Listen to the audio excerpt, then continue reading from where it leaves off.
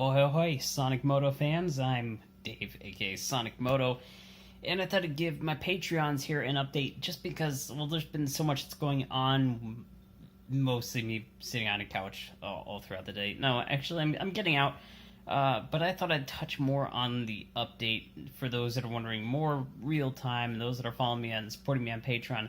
Can't thank you enough. And I don't have many people on here, but hey, maybe it'll grow and develop over time. Anyway, so what's up? I mean, I've been thinking more and more about this crash, and I said originally that I was just going too fast around the turn. Well, I've had a lot of time to think about it. In fact, tomorrow will be the 1 month period since I've crashed, and well, after going through it many, many times in my mind, I realized that it wasn't just speed, it was definitely target fixation. Unfortunately, Slophead going down in front of me caused me to look at him, and before I knew it, I was wide and hit the grass and speed wobble, and that front end just pinned hard left, and it dug down and threw me off.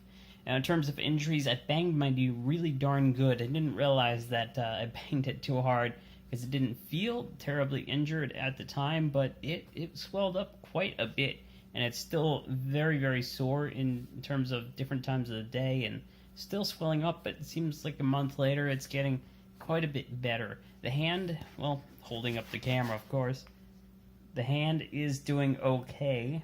Nothing broken. I got x-rays on the knee, never on the hand. The hand is a little bit weak, definitely, I would say, a little bit sore, but definitely doing much better. I mean, that was the first thing that I noticed as soon as I crashed, was my hand had a terrible bit of pain in it. Still got stiff neck and all that, and just overall, I guess, aches and pains from crashing, but I'm getting better. I went to a doctor, and I forget the name. It's like not the orthodontist, but I think an orthopedist. And he looked at my knee and took x-rays of the knee, and he said there's no fractures or anything. The joints seem good. You still got full flex of motion in it, and it's not terribly hurting you. Therefore, there's no real point to go through with an MRI or anything like that. He says it could take up a year for that to heal, which is a lot of time. I didn't expect 1 year for a knee to fully heal, but it is what it is. So if you guys ever go down, you bang your knee or something, expect to be out for a while. Luckily, I can still walk around and all that, go up and down stairs, although I try and limit myself in terms of the stairs and all that. But for now, I've got YouTube, I've got Netflix, I definitely got Steam and all the gaming that I can play. And I'm doing other reviews as well. I've got a lot of car wash reviews that I've been doing and sort of editing. So more focused on editing now, which is great because I can stay at the computer there at the desk and just edit. You guys on YouTube, for following my YouTube videos, are seeing stuff that's like 2 or 3 months back, unfortunately. But I keep that buffer for a reason. Just because, I mean, times like this, when I don't have a bike, I still have content and can still develop the channel. Now, in terms of bikes, the bike was totaled, unfortunately. I lost the Gixxus 750. I could have purchased it back and gotten about $3,000 for it, but it didn't seem worth it to me, because they said there was about $4,000 worth of damage, $4,700, I think, total. Most of it cosmetic, but, you know, they go and nitpick and go crazy when they have the adjuster look at it, and they said it was deemed totaled. So, unfortunately the case. I love the bike. I wish I saved it in the back of my mind. I wish I'd saved it and just took that money and rebuilt it, but then it would have been a Savage title, I think, so probably not the best thing, especially if I wanted to resell it later.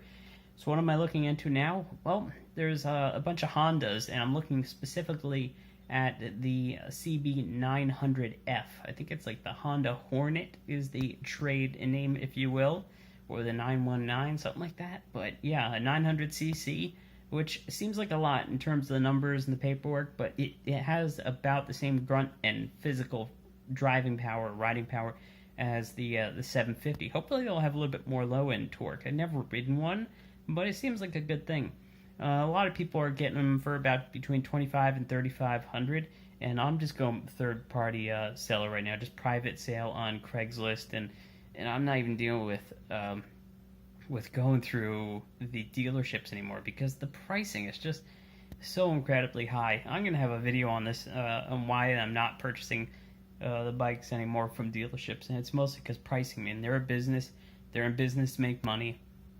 You're just not going to get the same deal that you would going directly from someone selling their bike on Craigslist. And if you know what you're doing on a bike and you know what to look out for, you're not going to get scammed as easily on things like that. And I feel like I know quite a bit. In fact, I'm going to go see probably a few bikes this weekend. One of them is the same bikes. One is black, one is redder and newer. But the guy for the red one that has a lot of tricked out stuff and new Michelin tires on it, he's asking about $3,500. I'm going to see if I can't get it for $3,000 though, and just walk away with a new bike. I don't know what I'm gonna do about a loan though, because I don't have $3,000 sticking around that I can use right now. But maybe I can go through one of those lending sites, something. I don't know. We'll figure it out. Anyway, thought I'd give you guys an update. 5 minutes. Ooh, man, I know how to talk. Patreons, you rock. Thank you for sticking by. If you ride safe. Sonic Moto signing out.